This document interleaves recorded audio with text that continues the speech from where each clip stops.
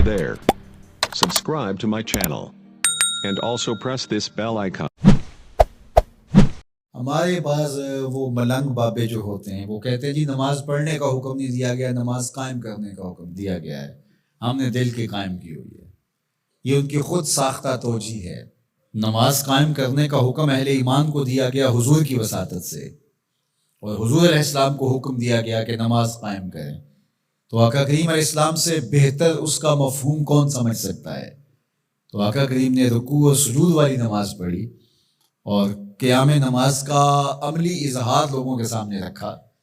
پھر اس کے اندر کیفیت کس قدر ہو تو یہ پھر جتنی قربت اللہ کی بندے کو نصیب ہوگی اس قدر وہ آگے بڑھتا چلا جائے گا۔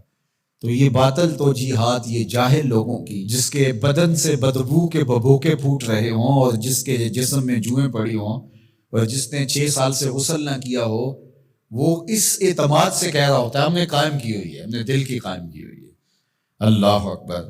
تو یہ اس معاشرے میں ایسے لوگوں کو ماننے والے اور ایسے لوگوں کی باتوں کو غور سے سننے والے اور ان جاہلانہ باتوں کو معرفت کی باتیں قرار دینے والوں کی کمی بھی نہیں ہے۔ تو اللہ تعالیٰ جل شانہ سے ہدایت مانگنی چاہیے کہ اللہ ہمیں ہدایت کا نور نصیب فرمائے۔ تو اقامت نماز سے کیا مراد ہے؟ اس کی فرائض کے ساتھ ادا کرنا، یا پھر رکوع سجود تلاوت کا اتمام اور اس میں خشوع کا اور خضوع کا اظہار اور اس میں مکمل ڈوب جانا کہ گویا تم اللہ کی عبادت کر رہے ہو تو اس کو دیکھ رہے ہو۔ اور حضرت عثمان غنی رضی اللہ تعالیٰ عنہ فرماتے ہیں کہ جس نے صحیح وضو کیا، حضور علیہ السلام سے روایت کہ جس نے صحیح وضو کیا جس طرح میں نے وضو کیا ہے اور 2 رکعت پڑھی اور اس میں اس کو کسی غیر کا خیال نہ آیا تو اللہ تعالیٰ اس کے پچھلے سارے گناہ معاف کر دیتا ہے صرف 2 رکعت سے۔ لیکن اگر ساری نماز ہی خیالوں سے بھری پڑی رہی اور تصورات کہیں اور بھٹکتے رہے اور انسان کھڑا نماز میں ہے لیکن بہکتا کہیں اور رہا تو پھر وہ نماز کی صحیح اقامت نہیں ہوگی۔ تو اقامت صلاۃ سے مراد جو ہے وہ یا تو اس کو فرائض و واجبات کے ساتھ ادا کرنا، اور دوسرا مفہوم کے خشوع کے ساتھ پورے اراکین کا اعتدال اور اتمام۔ تو دونوں اس کے مفہوم بیان فرمائے گئے ہیں۔ تو ظاہر ہے کہ ابتدا کے اندر تو کوشش ہوگی کہ فرائض واجبات پورے ہو جائیں، تو وہ خشوع اگر نہیں بھی حاصل ہو پایا تو پھر بھی کوشش جاری رکھنی چاہیے، نہ یہ کہ اب وہ تو کیفیت ہی نہیں نصیب ہو رہی تو میرا نماز پڑھنے کا کیا فائدہ۔ حضرت محدث کچھوچوی علیہ رحمہ سے کسی مرید نے کہا حضرت نماز پڑھتا ہوں لیکن لطف نہیں آتا، مزہ نہیں آتا۔ تو آپ نے اسے سوالیہ انداز میں پوچھا کہ اس کے باوجود بھی پڑھتے ہو؟ اس نے کہا جی وہ تو فرض ہے، پڑھتا تو ہوں۔ تو آپ جھومنے لگے، فرمایا واہ واہ، تمہیں مزہ نہیں آتا پھر بھی پڑھتے ہو؟ اس کا مطلب ہے تم مزے کے لیے نہیں اللہ کے لیے پڑھ رہے ہو۔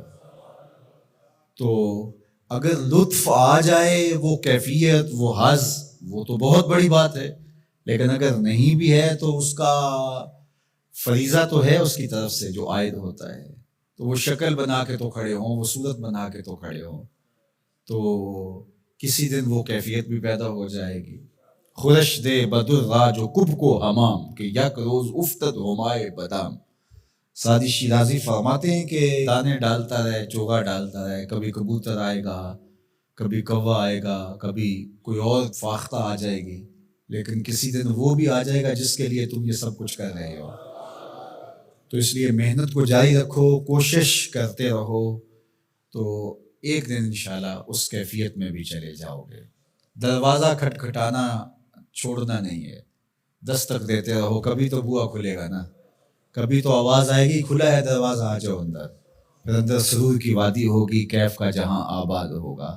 اور آقا کریم نے ہمارے لیے آسانی پیدا فرما دی کہ اللہ کی عبادت اس طرح کرو کہ گویا تم اسے دیکھ رہے ہو، اور اگر یہ نہیں تو کم از کم یہ کیفیت تو ہو کہ وہ تمہیں دیکھ رہا ہے۔